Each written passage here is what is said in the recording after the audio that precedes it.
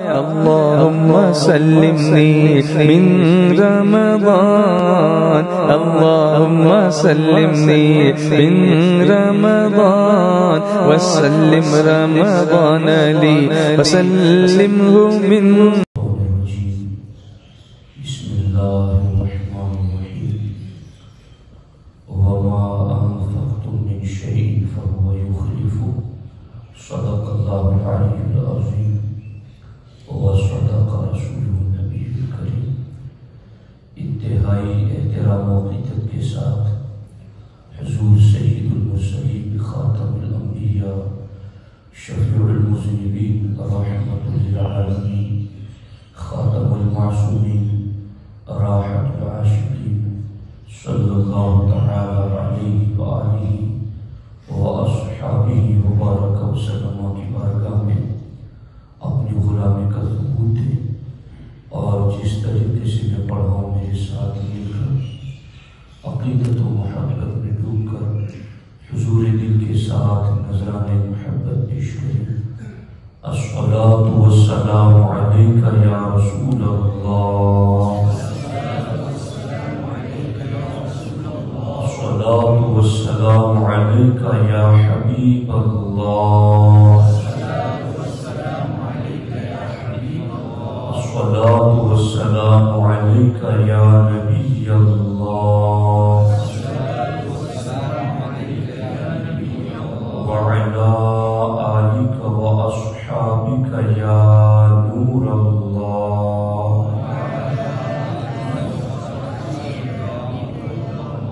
صلی اللہ تعالی علیہ وسلم.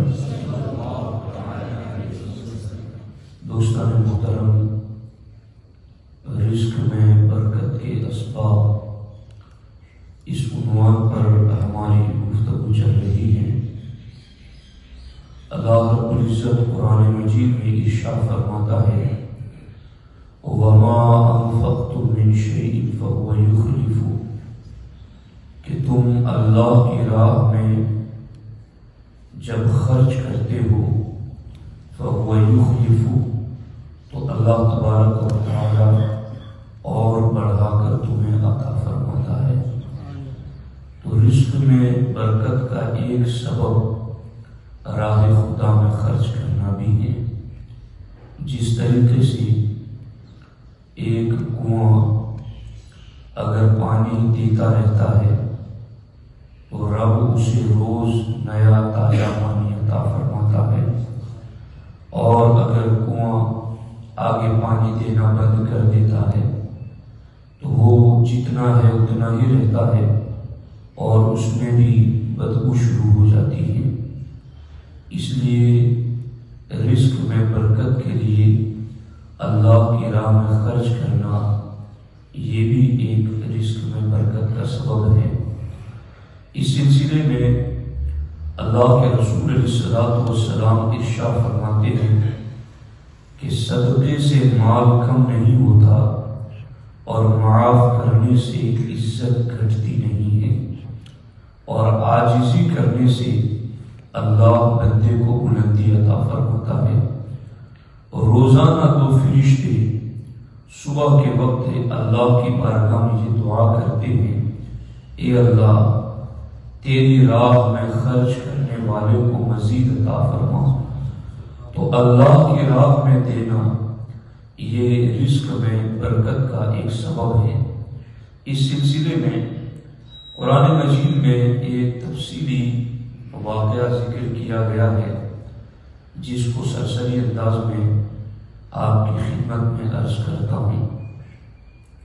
ملک یمن میں شہر صنعا سے 6 میل کی دوری پر ایک باغ تھا، جس باغ کا مالک نہایت عارضہ اور پرہیزگار اور سخی تھا. اس کی سخاوت کا معاملہ یہ تھا کہ جب بھی وہ اپنے باغ کی طرف جاتا تو فقیروں کو غریبوں کو ساتھ لے کر جاتا. قرآن میں مالداری کے سلسلے میں باغ کا ذکر اکثر جگہ پر اس لیے کیا گیا ہے کہ کہ اس دور میں جس کا باغ ہوتا تھا اسے ہی سرمایہ دار سمجھا جاتا تھا کہ یہ بڑا مالدار شخص ہے. تو وہ باغ کا مالک شہر صنعاء سے 6 میل کی دوری پر جب بھی وہ اپنے باغ جاتا تو غریب و فقیروں کو دعوت دیتا، چلو میں جا رہا ہوں میرے ساتھ چلو. اس کے ساتھ چلنا شروع ہو جاتے. تو رات بھر میں جتنے بھی پھل اس کے درختوں سے نیچے گرے ہوتے وہ فقیروں کو کہہ دیتا سارے تم چن لو، یہ تمہارے ہیں، اور وہ سارے کے سارے پھل انہیں عطا کر دیتا. اس کے بعد جب پھل توڑنے کا وقت آتا تو پھل توڑتے وقت بھی جتنے پھل زمین پر نیچے گر جاتے وہ سارے بھی وہ سخی غریبوں کو عطا کر دیتا. اور جتنے پھل توڑ کر کے باضابطہ ایک جگہ جمع کیے جاتے تو اس میں سے بھی وہ 10واں حصہ غریبوں کو عطا کر دیتا. یوں بڑا سخی اور قریب شخص تھا. مگر جب اس کا انتقال ہو گیا تو اس کے 3 بیٹے تھے. اب انتقال کے بعد جب وراثت میں وہ باغ 3 بھائیوں کے آیا تو ان تینوں نے اب آپس میں مشورہ شروع کیا کہ ہمارے والد صاحب تو اکیلے تھے اس لیے وہ بڑا بانٹا کرتے تھے، لیکن ہم تو 3 ہیں اور ہمارے بھی پھر کہیں ہیں آگے، تو ہم اب اس طرح سے اگر والد صاحب کی طرح سخاوت کریں گے تو ہمارے پاس کیا بچے گا. تو سخاوت کرنے کو انہوں نے سمجھا کہ ہم خرچ کریں گے تو کم ہو جائے گا. حالانکہ ضابطہ کیا ہے، رزق میں برکت اس کی ہوگی جسے رب کی راہ میں خرچ کرنے کی توفیق ملے گی. اب انہوں نے سوچا کہ ہم خرچ نہیں کریں گے تاکہ زیادہ ہمارے پاس رہے. اب اللہ رب العزت نے قرآن مجید میں ارشاد فرمایا اِنَّا بَلَوْنَاهُمْ كَمَا بَلَوْنَا أَصْحَابَ الْجُنَّةِ. رب عز و جل قرآن مجید میں ارشاد فرماتا ہے کہ ہم نے انہیں آزمایا جس طریقے سے ہم نے باغ والوں کو آزمایا تھا.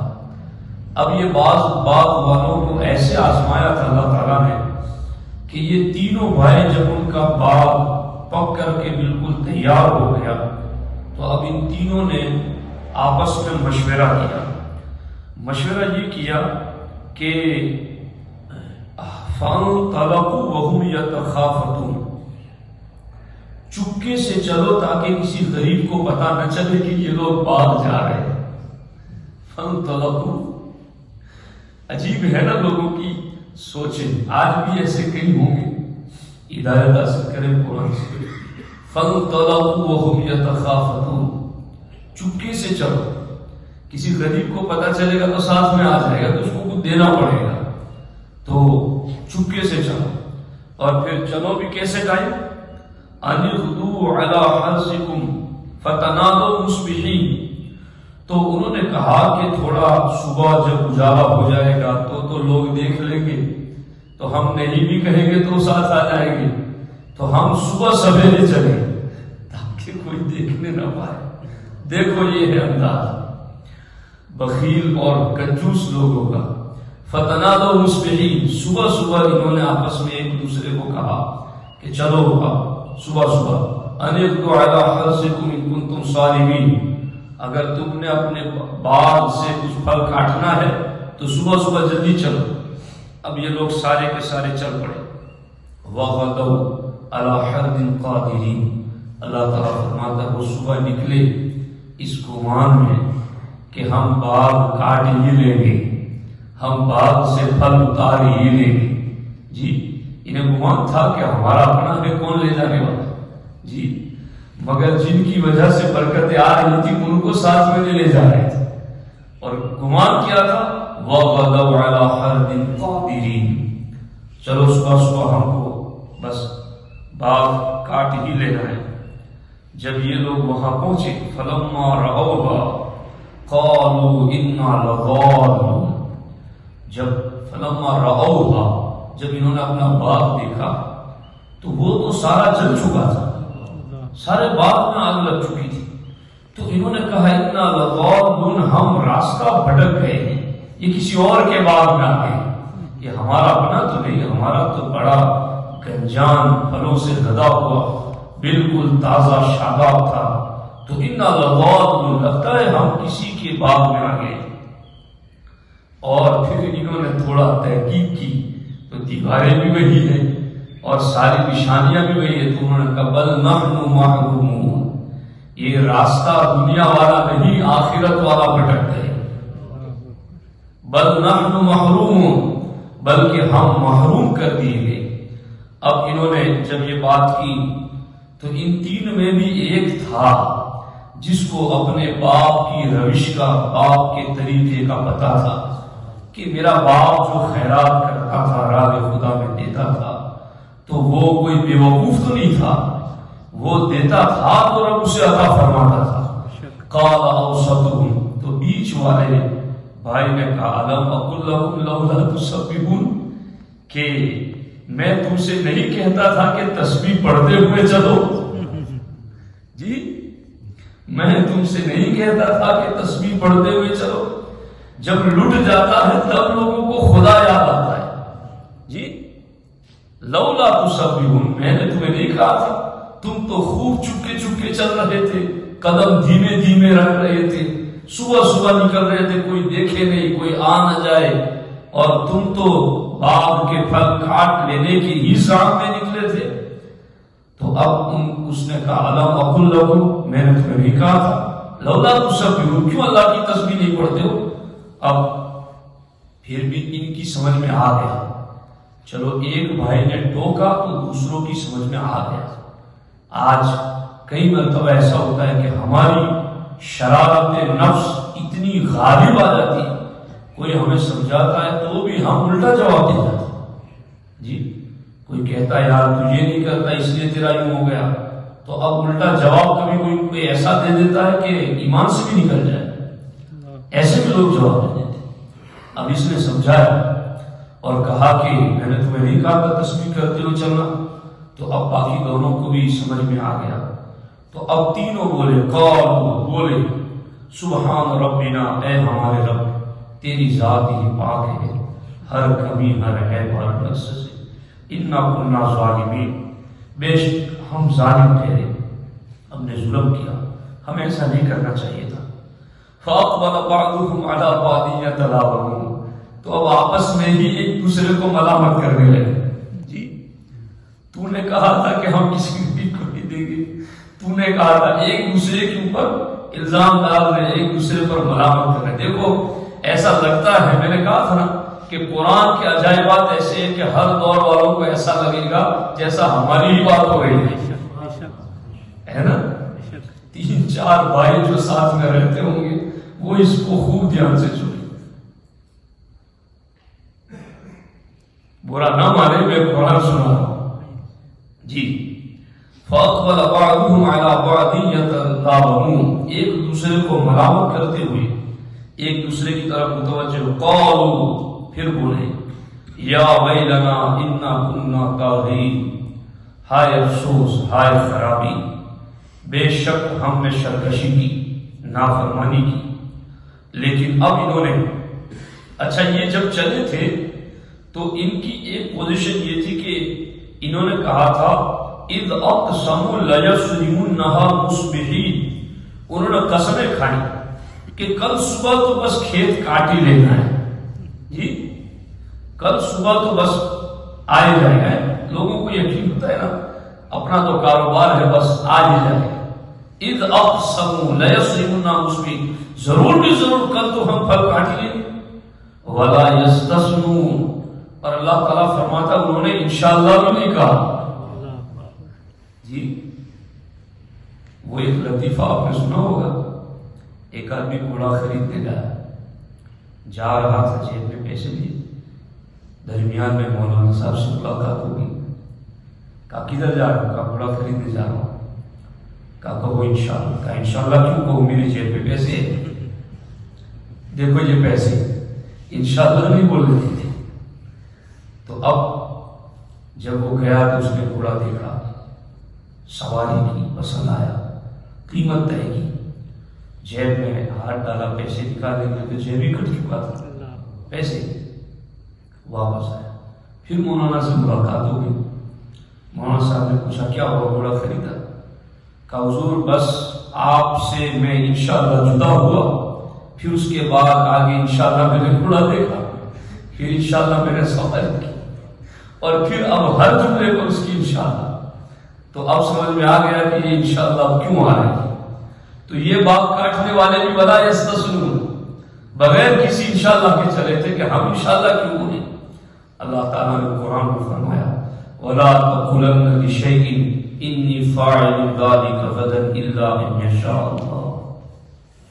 ہرگز یہ نہ کہو إِنِّي فَاعِلٌ ذَلِكَ غَدًا کہ میں کل یہ کام کروں گا، مگر یہ کہو کہ انشاءاللہ میں یہ کام کروں گا. تو اب یہ باغ کے پھلوں میں اپنی امیری میں اتنے سرمست تھے کہ انہیں انشاءاللہ بھی یاد نہ رہا، اور قسمیں اس بات کی کھا رہے تھے کہ ہمیں کاٹ ہی لینا ہے. اب یہ ساری چیزیں ان کی اکٹھا تھی.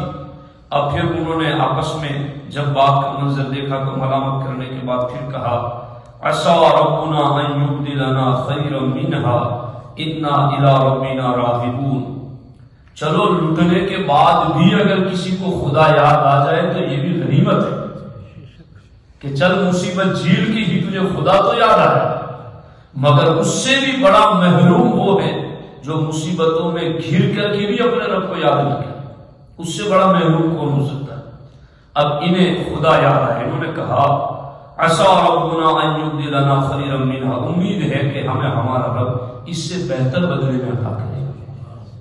انا الی ربنا راغبون، بے شک اب تو ہم اپنے رب ہی کی طرف رغبت کر رہے ہیں.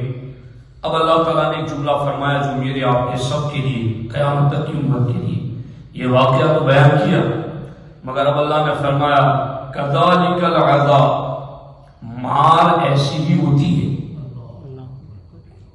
وَلَعَذَابُ الْآخِرَةِ أَكْبَرُ، اور بے شک آخرت کی مار سب سے بڑی ہے. لَوْ كَانُوا يَعْلَمُونَ، کیا ہی اچھا ہوتا کہ لوگ جان جاتے. تو دوستان محترم، رزق میں برکت کا ایک سبب یہ ہے کہ بندہ اللہ کی راہ میں خرچ کرے تو رب اسے مزید عطا کرتا ہے. اس پر ایک وظیفہ بھی ہے، چونکہ اب یہ موضوع انشاءاللہ اسٹاپ کریں گے، اس پر بہت زیادہ باتیں کل سے پھر اور بھی ٹاپک پر ہمیں گفتگو کرنی ہے. ایک وظیفہ میں اور بھی آپ کے سامنے عرض کر دیتا ہوں کہ اگر کسی کو کوئی بھی نقصان پہنچے اور اس نقصان میں جو چیز تلف ہو جائے، ختم ہو جائے، ہلاک ہو جائے، اس وقت ہمیں کیا کرنا ہے. حضرت ام سلمہ رضی اللہ تعالیٰ عنہ، ان کے شوہر تھے ابو سلمہ. ابو سلمہ ایک دن گھر آئے تو ام سلمہ نے دیکھا کہ بہت خوش ہیں. کہا میرے سردار آپ بہت خوش ہیں. کہا آج حضور نے ایک وظیفہ دیا اس لیے میں بہت خوش ہوں. کیا وظیفہ دیا؟ کہا سرکار نے فرمایا ہے کہ جب بھی کوئی مصیبت آئے تو تم اللہم اجرنی فی مصیبتی واخلف لی خیرا منہا اور انا للہ و انا الیہ راجعون، یہ دونوں اگر تم پڑھ لو گے تو مصیبت میں جو چیز تم سے ہلاک اور ختم ہو گئی، اس دعا پڑھنے پر اللہ تمہیں اجر عظیم بھی دے گا اور اس ختم اور فوت ہو جانے والی چیز سے بہتر اللہ تمہیں عطا کرے گا. تو ام سلمہ نے یاد کر لیا یہ وظیفہ. اس کے بعد انہی کے شوہر ابو سلمہ ہی کا انتقال ہوا. تو اب بیوی کو یاد آیا کہ میرے شوہر کا انتقال ہو گیا، تو انہوں نے انا للہ و انا الیہ راجعون بھی پڑھا اور اللہم اجرنی فی مصیبتی واخلف لی خیرا منہا، یہ وظیفہ بھی انہوں نے پڑھ لیا. اب ان کا یقین تھا کہ مجھے اجر عظیم تو ملے گا ہی، مگر میرے شوہر ابو سلمہ سے بہتر شوہر مجھے کون ملے گا. تو ان کا یقین اس وقت اور مزید کامل ہو گیا جب ان کا نکاح نبیوں کے امام سے ہو گیا، جب ان کا نکاح سرکار دو عالم صلی اللہ علیہ وسلم سے ہوا. تو آپ لوگ بھی یہ اس کو یاد کر لیجئے، اور اس کو جب بھی کوئی مصیبت آئے، چونکہ انسان کی زندگی ایسی میں یہ تو نہیں کہتا کہ اللہ مصیبتیں ڈالے، اللہ ہر کسی کو مصیبت سے بچا، لیکن چونکہ انسانی زندگی ہے، کبھی چھوٹی بڑی آ جاتی ہیں مصیبتیں، تو اس پر یہ دعا پڑھ کر کے یقین رکھیں کہ اجر عظیم بھی ملے گا، اور جو چیز فوت ہو گئی اللہ اس سے بہتر بھی عطا کرے گا۔ اللہ کریم کی بارگاہ میں دعا ہے رب ذوالجلال ہمیں ان باتوں پر عمل کی توفیق عطا فرمائے۔ بسم اللہ الرحمن الرحیم۔ اللهم صل على سيدنا ومولانا محمد وآله وأصحابه وبارك وسلم۔ اللهم ربنا آتنا في الدنيا حسنة وفي الآخرة حسنة وقنا عذاب النار۔ اللهم رب اغفر لي ولوالدي وللمؤمنين يوم يقوم الحساب۔ إن الله وملائكته يصلون على النبي يا أيها الذين آمنوا صلوا عليه وسلموا تسليما۔ اللهم صل على سيدنا مولانا محمد وآله وصحبه وسلم، وأفوض أمري إلى الله إن الله بصير بالعباد، وصلى الله تعالى على خير خلقه وعلى آله وصحبه أجمعين برحمتك يا رب۔ سبحان اللہ۔